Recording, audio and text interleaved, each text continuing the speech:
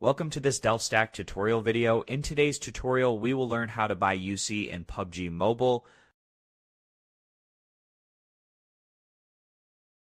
UC, also known as Unknown Cash, is PUBG Mobile's in-game currency used to purchase Royale passes, outfits, skins, and other premium items.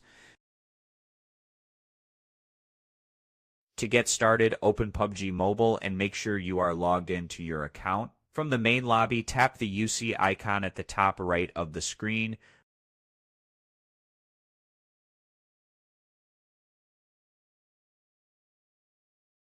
Here you will see different UC packages available at various prices. Select the package that best fits your needs.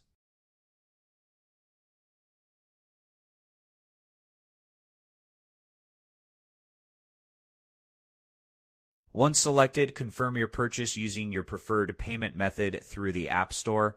After the payment is completed, the UC will be added to your account instantly and can be used right away.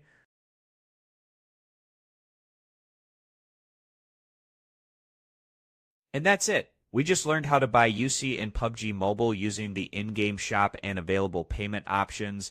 Thanks for watching, and don't forget to check out the next DelftStack tutorial videos.